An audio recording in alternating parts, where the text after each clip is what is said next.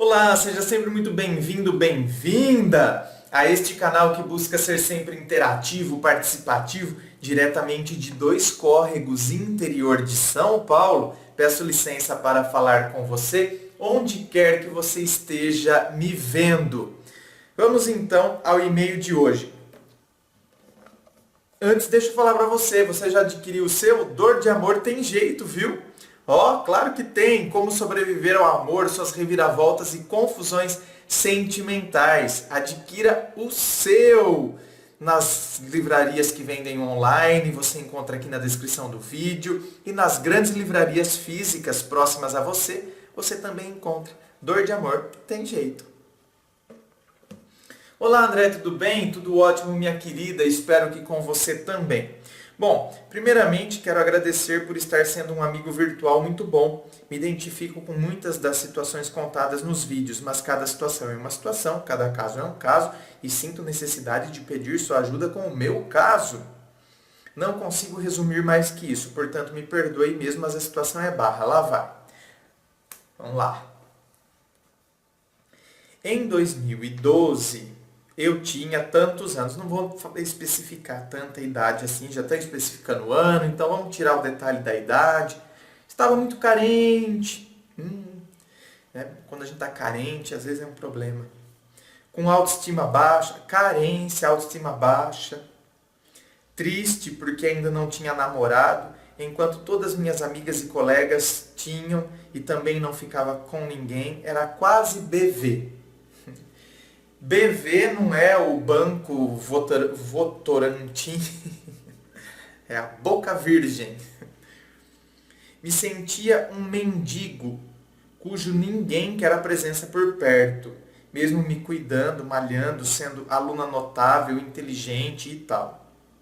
Até que um dia na academia aparece um menino lindo, mas eu nem imaginava que era aquele nerd estranho de quem eu fui colega de classe 2 anos antes, não vou falar a data também. Lá estava ele, e ele veio falar comigo, se lembrava de mim. Me elogiou, como eu estava linda, como eu tinha emagrecido. Então começamos uma amizade, ela colocou entre aspas, e adivinha, em uma semana só pensava nele. Ele já dava em cima de mim, fazia insinuações, porém um dia eu descobri que ele tinha namorada e fiquei super triste e comecei a me afastar. Uma semana depois, ele chega para mim, fala que terminou, me chama para sair, até me deu um chip da TIM para falar com ele, porque eu usava Vivo. Tá, vamos fazer o merchan das companhias aqui. Vivo, TIM. Eu achei estranho, porque com pouco tempo de término e tal, mas como estávamos com uma amizade massa, eu aceitei e fiquei super feliz. Afinal, o primeiro menino lindo que me deu bola e tal.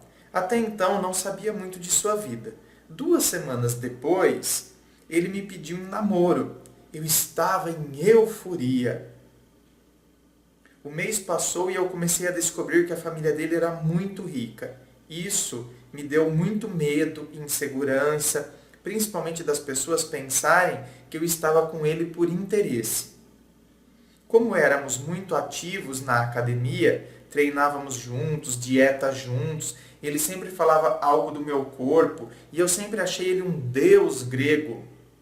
Sempre achei o menino mais lindo da face da terra. Mesmo todos falando como ele era feio.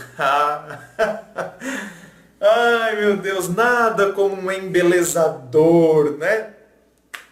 Todo mundo fala que o moleque é feio. Pra você, ele era o cara mais lindo da face da terra. Ué, não é assim que acontece, gente? Sempre eu colocava lá em cima. Qualquer centímetro de músculo que ele pegasse, eu elogiava. Né? Nossa, olha lá, 1 centímetro, né? 1 milímetro de tríceps, meu amor, que lindo. Olha o seu tríceps saltando, dando tchauzinho pra mim.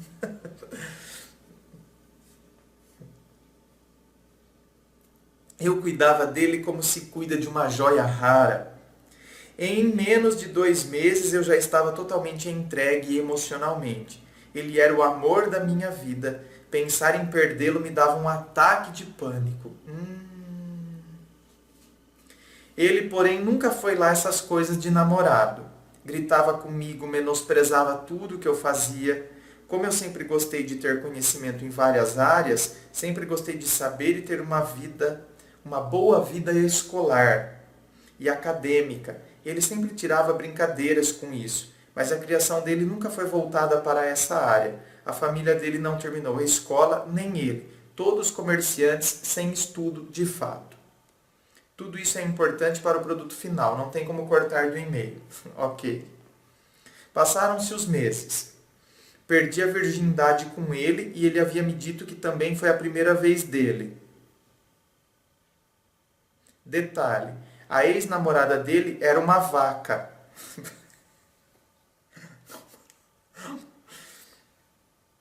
Pelo menos era o que ele me fez acreditar por um bom tempo. Fecha parênteses.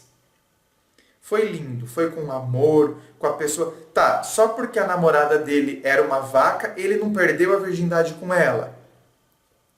Ela era uma vaca, de acordo com, né?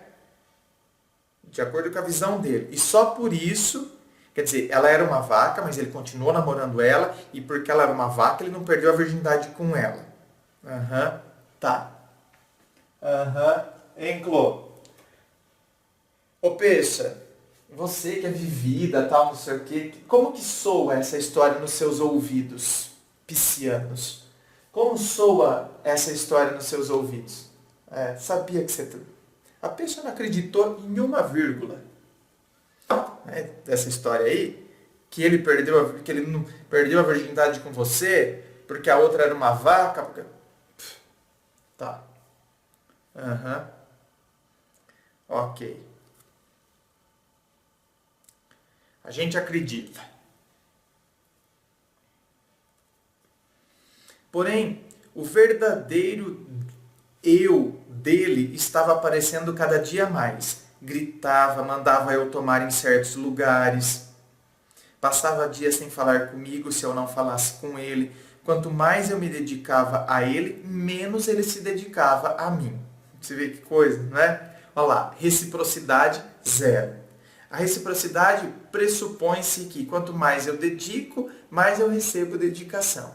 Agora, tem determinados relacionamentos que são assim mesmo. Quanto mais um se dedica, menos o outro dedica-se. Quer dizer, eu começo a achar que a outra pessoa está nas minhas mãos e quer dizer, então...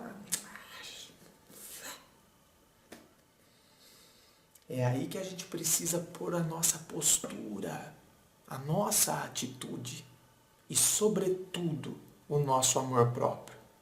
Não vamos deixar nosso amor próprio escondido não, viu? Debaixo aí de carências. Sabe? A gente vai se anulando, se colocando para baixo. Por isso que a gente vai permitindo essas coisas. Tá? Tô olhando bem na cara mesmo. Para você que está se anulando, para você que está se deixando. Pô, para com isso. Não se deixa não. Resgate o seu eu. Eu não falava com garotos porque ele não gostava. Só podia sair se avisasse a ele. E se ele deixasse? Tá. Então você não falava com garotos, você só podia sair se você avisasse e se ele deixasse.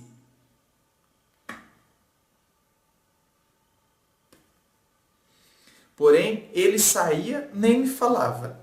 Fazia muitas coisas sem me avisar. Porém, nunca cobrei, pois acho que cada um tem sua vida e ninguém é dono de ninguém. 1 minuto para a minha concentração na incoerência. Como assim, André, concentração na incoerência? Espera um pouco. Espera um pouco. Presta atenção. Vamos ler de novo? Nunca cobrei, pois acho que cada um tem sua vida e ninguém é dono de ninguém. certo? Ninguém é dono de ninguém, mas você deixou ele ser o seu dono. Você vê como a gente, quando a gente se coloca, quando a gente se anula, a gente nem percebe que a gente está sendo incoerente. Por quê? Porque a gente deixou o nosso eu. Então, quer dizer, a gente vai contra nossos próprios princípios. Aquela frase que você fala de forma bonita, mas não pratica. Porque ninguém é de ninguém. Cada um tem a sua vida, ninguém é dono de ninguém. Se ninguém é dono de ninguém, por que você deixou esse cara ser o seu dono?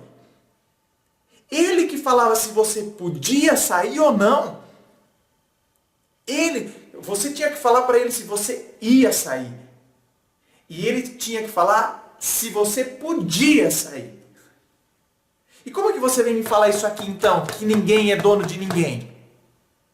Essa frase jogada aqui, de forma poética. Quer dizer, você mesmo se colocou nessa condição. A hora que eu tenho que cobrar alguma coisa para ele, então ninguém é dono de ninguém. Só que a hora que ele tem que cobrar de você, tô aqui, ó, a marca, né? Feito marca de gado. Sou sua. Você é meu dono. Você que manda em mim. Agora, na hora de você se posicionar diante dele, você vê que essa frase, ninguém é dono de ninguém. Então quer dizer, por quê? Porque eu prefiro, fingir que ele não está agindo desta forma.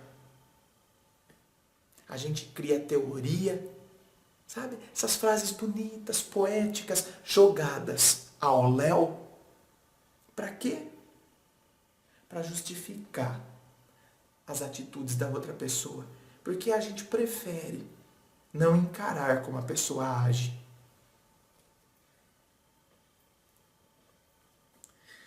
Só exigia respeito e verdade acima de tudo. O ano e meio de namoro com ele foi o ano e meio que eu mais me afastei das pessoas. Que eu mais tive conflitos familiares e com amigos. Foi o ano que eu mais chorei, porém eu não conseguia viver sem ele. Eu não existia sem... Tá, ela colocou que é nome fictício, então eu posso ler, tá? Porque está entre parênteses aqui, nome fictício. Eu não existia sem Harry. Você não existia sem Harry. Tá. Então, já que você colocou o nome fictício Harry, então quer dizer, o Harry Potter fez lá o Hocus Pocus, entende? Fez o feitiço abracadabra. O Harry Potter balançou lá a varinha e fez com que você existisse. Porque antes do Harry você não existia. Você sempre existiu, minha querida. A sua existência não depende do Harry. A sua existência depende de como você se coloca diante da sua vida. Qual o sentido da vida? Hein, gente? Qual o sentido da vida? Minha vida não tem sentido. Minha vida tem sentido? Minha vida não tem sentido. Minha vida não tem sentido. O sentido da vida é o sentido que a gente dá a ela. Não pense que a vida vai vir dar um sentido e falar, escuta, o meu sentido é esse, viu? É o sentido que a gente dá. Qual é o sentido que a gente tem dado para a nossa vida? Agora, se eu estou dando o sentido da minha vida a partir de uma outra pessoa, então tem um grande problema.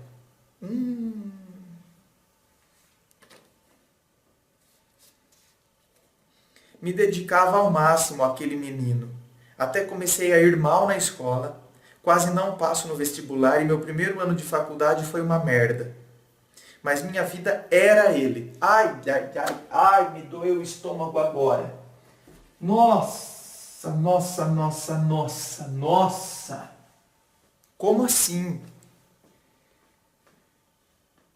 Olha, gente, é sério. Me dá arrepio isso. É sério. Eu não tô brincando, não. Minha vida era ele. Sua vida é sua. Estando bem com ele, não me importava com mais nada. Nossa. Como assim dá um sufoco, sabe? Nossa, minha querida, pelo amor de Deus. Olha, agora eu não estou nem fazendo propaganda não. Mas leia meu livro. Até que, numa determinada data aí, eu estava preparando minhas coisas para viajar para a Flórida. Ia passar 20 dias. Ele, como sempre, insinuando que eu ia trair ele. Insinuando que eu tinha caso com os machos. Típico, né? Discursinho típico. Sendo que eu nem falava com homens para respeitá-lo. Então ele inventou que ia para a fazenda do tio com o primo que ele considera irmão. O capeta em pessoa. O capeta em pessoa nunca me aprovou, nem aprovou o namoro e sempre instigava Harry a fazer coisas erradas. E falou que eu não poderia ir, pois não tinha quarto, sendo que o tio dele é milionário e a casa da fazenda é enorme. Nossa, minha querida, pelo amor de Deus, né? Você continua acreditando nesse rapaz? E que os pais e a irmã dele não iam. Eu não contestei, mas fiquei triste. Afinal, era um feriado grande e eu estava a poucos dias de viajar. Na semana antes desse feriado, eu terminei com ele, pois brigamos por causa de um filme. Veja como estava desgastado o namoro. Eu estava muito insegura. Toda hora brigava com ele. Qualquer palavra dele era motivo para eu brigar. Me tornei possessiva e ciumenta, mas creio que foi fruto dos inúmeros deslizes dele. Já descobri várias coisas no WhatsApp dele e depois dele chorar pedindo perdão, falando que não era nada daquilo e que ele me amava e depois jogando a culpa para cima de mim, eu perdoava. Clássico, né? Joga a culpa, quer dizer, faz as coisas erradas, mas depois então inverte o jogo. E aí, como você se anula, prefere considerar-se culpada.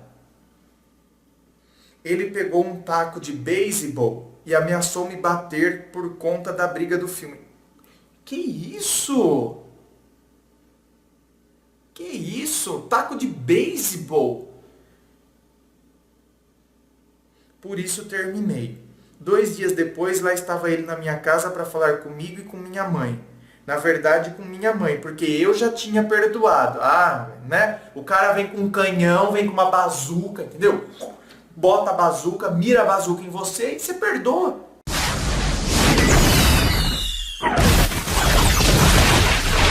Porque você se anula, quer dizer. Mas a mãe não, lógico, não é? A mãe vai querer isso pro filho? A mãe vai querer isso pra uma filha? A mãe está enxergando. Na verdade, com minha mãe, porque eu já tinha perdoado e me entendido. Mas minha mãe não gostava daquele namoro. Aliás, ninguém que gosta de mim gostava daquele namoro ou dele. Mas mamãe sempre o tratou muito bem. Até brincava com ele, mas ele não gostava de minha mãe. Por que ele não gostava da sua mãe, se a sua mãe sempre o tratava bem? Será que não é porque a sua mãe estava mostrando para você como você estava sendo tratada? Será que é por isso que ele não gostava da sua mãe? Você nunca parou para pensar por que ele não gostava da sua mãe? Porque geralmente as pessoas que nos tratam mal, elas não gostam de quem gosta da gente. E por que as pessoas que nos tratam mal não gostam de quem gosta da gente? Porque quem gosta da gente nos mostra como aquela pessoa nos trata mal. Porque a pessoa que gosta da gente se importa com a gente e nos mostra. Levou o coraçãozinho, pediu perdão, falou que íamos ser muito felizes dali em diante.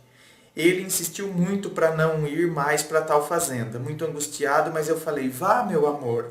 Você descansa, curte com seu primo e seus tios. E quando você voltar de cabeça fresca, recomeçamos. Do segundo dia em diante na fazenda, ele não ligou mais. Ele não falou mais comigo.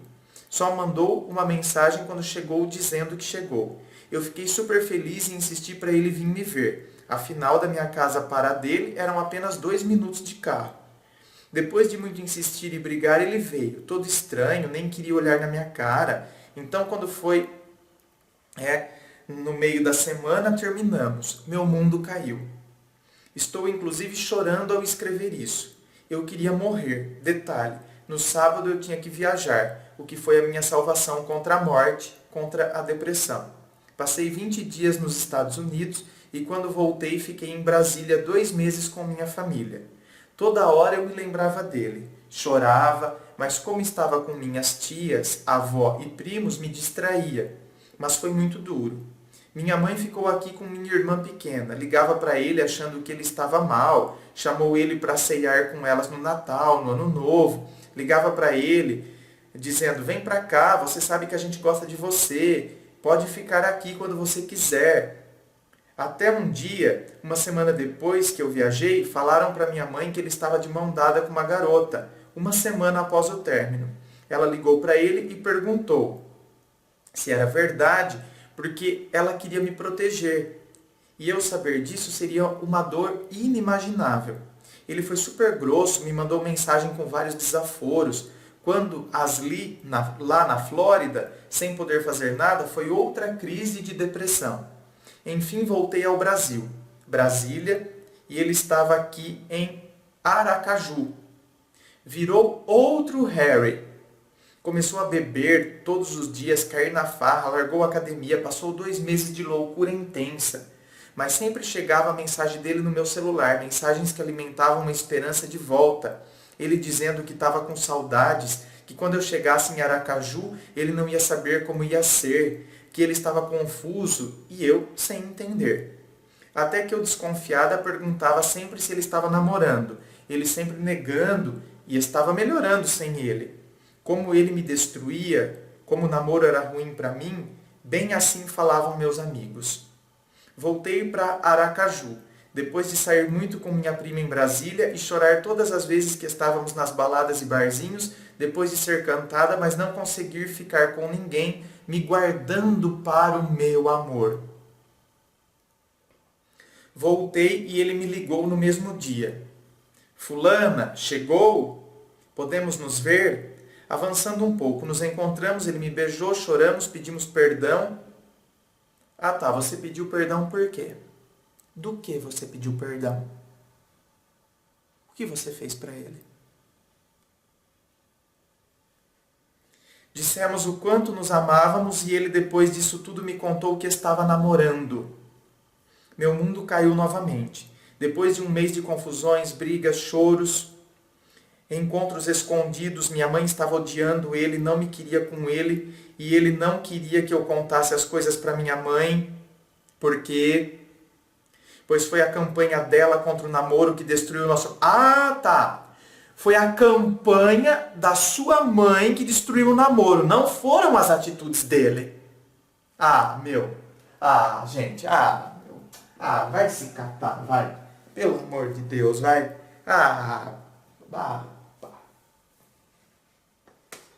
A campanha da sua mãe que destruiu o amor. Sendo que, na verdade, ela tratava bem, chamava ele para ir lá, chamou para ir na ceia de Natal, de Ano Novo, mesmo vocês estando separados, quando você estava lá na Flórida. Quer dizer, mas a sua mãe faz campanha contra ele. Mimadinho, bonitinho, não é a atitude dele. Ou, gente, tem coisa, pelo amor de Deus, que a gente tem que enxergar o óbvio, né? E eu implorando para ele só me procurar quando resolvesse se ele queria ela ou eu. Ele me chamou, falou que terminou e que queria voltar comigo. Passamos o carnaval juntos, fomos para a casa dele, da avó. A mãe dele feliz ao me ver novamente. Eu e ela éramos muito unidas e a família dele me amava e eu a eles. Findo o carnaval, a tal menina com quem ele namorou descobriu meu número e me ligou. Falou tudo. Me contou que ele tinha acabado de sair da casa dela. Tínhamos marcado de ir no cinema e ele sumiu. Só apareceu no Whats às 11 da noite. e que ele chorou, pediu perdão, disse que a amava, que ninguém tinha o cheiro bom como o dela, que ele amava sentir a respiração dela. Tudo o que ele falou a mim no dia que saímos quando eu voltei. Ai, meu Pai de misericórdia. Juntamos minha história com a dela e descobri que ele não tinha terminado com ela, que ele ficou com ela namorando comigo. Sabe onde? Na Praia do Saco. Nossa. Praia do Saco, hein? A Praia do Saco, hein? Por que será que tem esse nome, hein?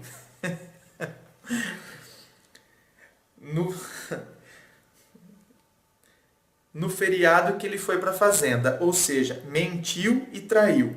Ela falou que ele voltou de lá já pedindo para namorar com ela, sendo que tinha acabado de se entender comigo. Passei a madrugada falando com ela ao telefone, contei tudo à minha mãe e à minha irmã, que passaram muito tempo sem confiar em mim e com raiva de mim. Minha mãe, uma leoa, ligou para a mãe dele. E aí também já começa a misturar as coisas, né? Escuta, aí já começa mãe se interferir no meio com mãe. E aí também já vira um rebu, hein? Ligou para a mãe dele falando tudo isso. A mãe dele não acreditou, pensa que o filho é um santo.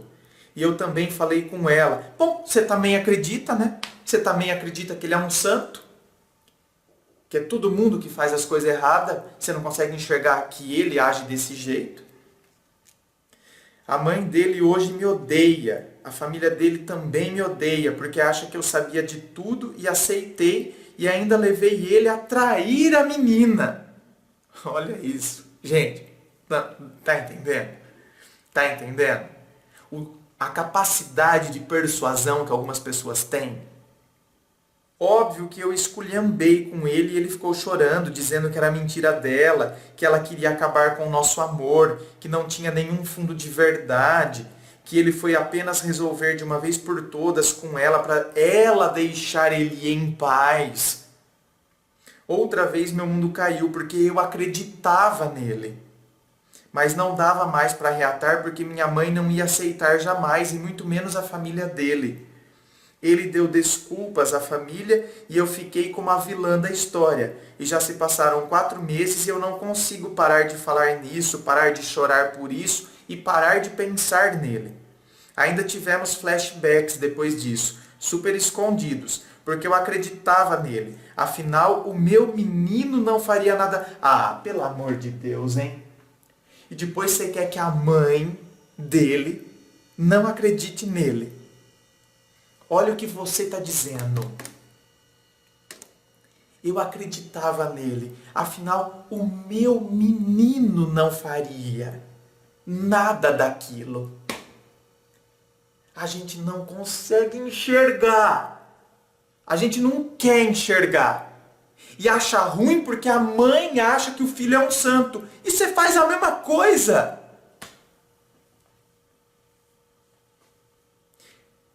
O meu menino não faria nada daquilo. Eu não namorei um monstro.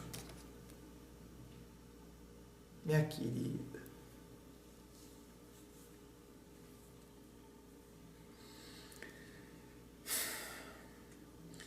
Porém, essa semana eu descobri que ele não terminou com a menina e mesmo ela sabendo de tudo, aceitou permanecer com ele. Isso me destruiu muito, muito mais, porque agora eu acredito que realmente tudo era verdade. Ah, ainda bem, né?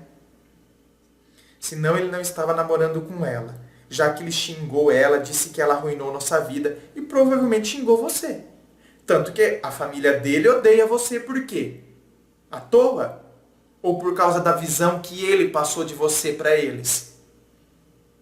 Assim como ele passou uma visão errada da menina para você, ele também passou uma visão errada de você para ela, passou uma visão errada de você para eles, porque você quis esculhambar, porque a sua mãe ligou lá e quis contar quem de fato ele era. Meu, para! É só juntar as pecinhas aí, 2 e 2 vai dar 4. Até hoje ele nega tudo, põe a culpa em mim e na minha mãe. E está com ela, mas ainda reage igual um doido se imaginar que eu estou com alguém. E tá acabando aqui, viu, gente? A história é longa, mas tá acabando. Falta só algumas linhas aqui. Até hoje não me recuperei desse amor. Ainda sinto algo muito forte por ele. Já me humilhei muito por ele. Fiz coisas por ele que não faria por ninguém. E me machuca demais pensar que ele está beijando outra, que ele está fazendo as juras de amor que ele fazia para mim a outra, que tudo que fazíamos juntos ele está fazendo com outra. E ela só tem 15 anos e nós temos 19, quase 20. Hoje a única coisa que me ajuda é a primeira namorada dele, antes de mim. Aquela que ele namorava quando eu o conheci. Ah, a vaca. Aquele falou que era a vaca. Que ele não perdeu a virgindade com ela. Que na verdade ele tirou a virgindade dela. Ele traiu ela comigo. Igual fez comigo e com a outra menina lá. Ah, minha querida, então para, vai. Agora já está tudo às claras, pelo amor de Deus, né? Você tem todas as cartas estão aí na mesa. Pelo amor de Deus, não é? É só, entendeu? A menina é muito gente boa, virei amiga dela. Não é nada do que ele falava a mim. Então, esse cara ele tem o poder da persuasão. É o que interessa para ele. Pedi 1000 perdões a ela porque não sabia disso tudo. Apesar de perdoá-lo por tudo, não consegui seguir em frente. Estou muito ferida. O amor ainda lateja nas minhas veias machucadas. Minhas asas foram roubadas. Não. Não. Pode parar. Não. Minha querida, você escreve muito bem, mas você não vai me convencer com palavrinha poética. Não vai. Entendeu? Minhas asas foram roubadas. Não. As suas asas não foram roubadas. Ninguém roubou sua asa. Pelo contrário, foi você, presta atenção, olha bem para mim. Foi você que cortou suas pernas para não pisar na realidade e não encarar de fato quem ele é e as coisas que ele fez e você não ter que se posicionar. Então, você cortou suas pernas. Então não venha, você escreve muito bem, tá? Mas não venha com uma linguagem poética, não. Que linguagem poética, a pessoa fica lá no mundo das ideias e das ilusões e não pisa, de fato. Minhas asas foram roubadas. Não. Você cortou suas pernas e você pôs asa. Você pôs asa da ilusão, você pôs asa da imaginação, você pôs asa do... O meu menino não iria fazer isso. Quem pôs asa em você foi você. Então, ninguém roubou nada, ninguém fez nada. É você que está fazendo isso com você. Então está na hora de você... E eu estou falando isso dessa forma porque você precisa se resgatar. É preciso que você se resgate. O seu eu está aí. Você sempre existiu. Não foi Harry, porcaria nenhuma, que fez com que você existisse. O seu eu está aí. Uma menina batalhadora, uma menina que estuda, uma menina que se cuida, uma menina que tem um puta do potencial que eu estou vendo aqui, que escreve muito bem. Pô, resgate o seu eu. Vai deixar o seu eu ficar pisoteado por causa de alguém que fica te pisoteando? Alguém que não tem o mínimo de reciprocidade por você? Uma pessoa que mente? Uma pessoa que quer persuadir todo mundo a partir do que está em volta do próprio umbiguinho? Do menininho?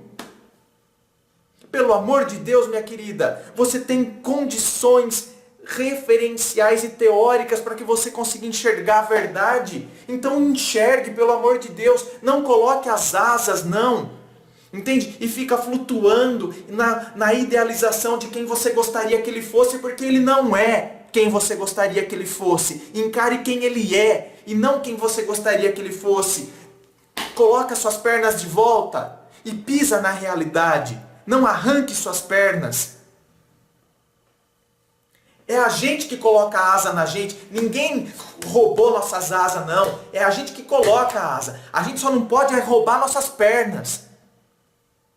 Para que a gente possa caminhar. A gente não consegue seguir porque a gente rouba nossas pernas. A gente amputa nossas pernas. A gente corta e joga fora nossas pernas. E aí a gente coloca a asa para ficar voando no mundo da imaginação. Por isso que a gente não consegue seguir. Por isso que você não consegue seguir.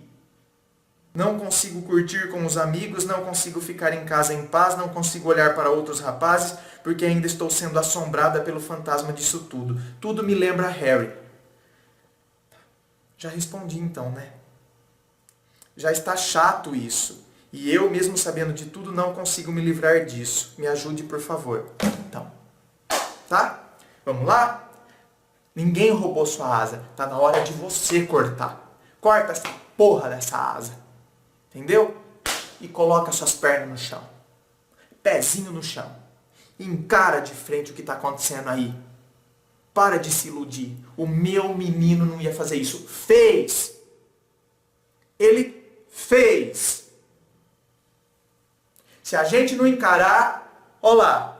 Adianta você criticar a mãe dele? A mãe dele cortou laço com você, cortou o super dele, porque não acredita que ele agiu daquela forma. E você está agindo igualzinho a ela?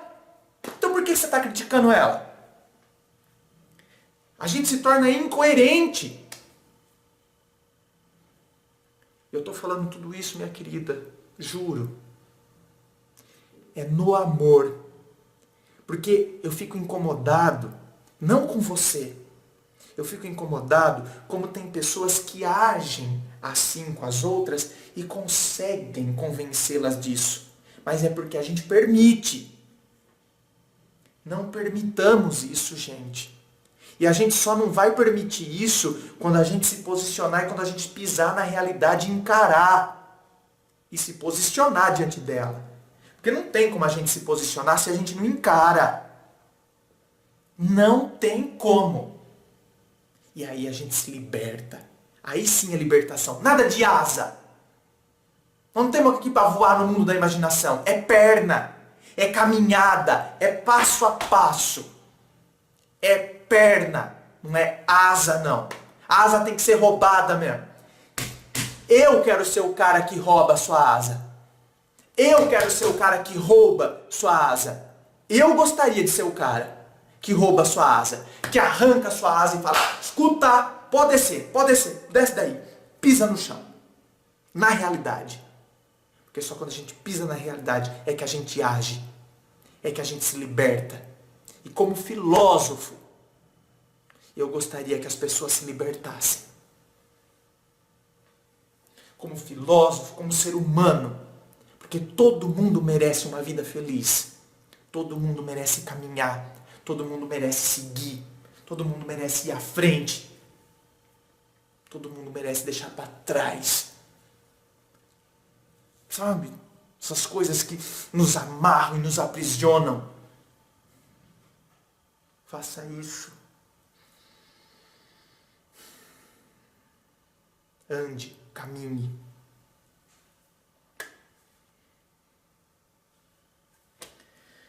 Muito obrigado pela sua participação. Gente, conheçam o meu site www.andremassolini.com.br. Áudios diários de motivação, de força, de ânimo, de reflexão, textos, vídeos. Torne-se assinante e tenha acesso ao conteúdo exclusivo do site andremassolini.com.br. Conheça todas as sessões aqui do canal Ponto de Vista, aqui no YouTube. Inscreva-se, eu fico aqui aguardando a sua inscrição. Me siga nas redes sociais, me siga lá no Face, Instagram. Participe. Muito obrigado e um forte abraço.